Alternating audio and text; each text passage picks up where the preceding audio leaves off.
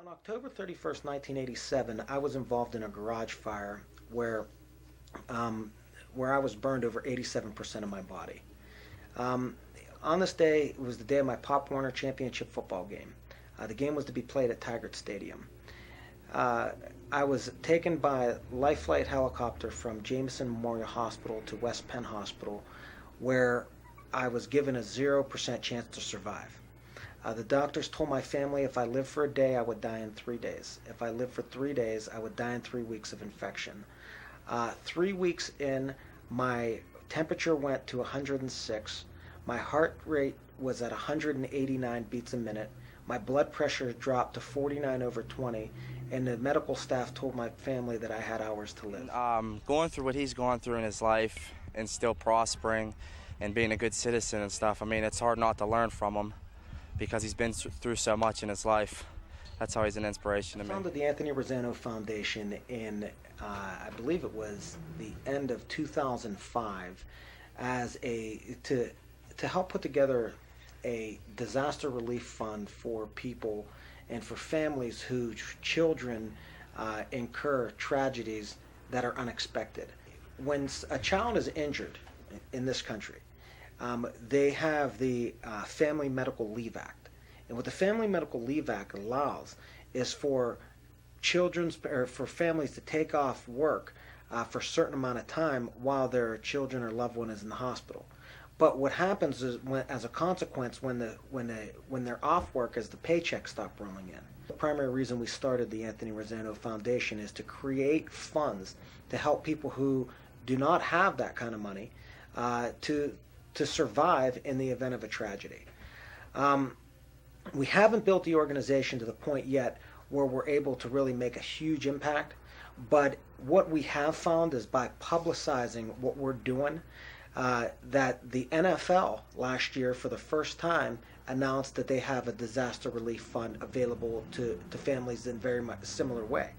When I started the Newcastle Thunder, I was seeking an organization that I could use as the model minor league football organization. And what I found was that throughout the country, there wasn't one. And so I had to develop a business plan that all companies within the minor league football could utilize for the business operation of a minor league football team. When I wrote my business plan, I submitted it to the NAFL. And by doing so, they liked it so much that they actually hired me and bought my business plan to implement throughout the United States. People thought that I would never be able to adjust to life again. Yet I got a bachelor's degree in finance from Robert Morris University, a master's degree in taxation, and became a certified public accountant. People said that I may never be able to conceive children, yet I have a daughter. I would never be able to play sports again, yet 2 years later I was back on the football field, and 6 years later I was starting outside linebacker for the Newcastle Red Hurricanes. Yeah, I appreciate everything that Anthony has done for the organization and myself as a player. He's helped me talking to various pro personnel, his family as well, and he's done a lot for the organization. He got us playing at our home field at Taggart Stadium, and the whole getting us uniforms and doing a lot of public relations. Whether it is the people tell you have a 0% chance to live or not, and then you survive. When you defy those type of odds, you realize that it doesn't matter what people say, because the reality is when you're blessed in life, and when you have faith, that all things are possible. More important how you give of yourself and how you give back to the community, because karma sends it coming back to you. And in truth, I want to reach out to all college students, all people who are young, to think about that.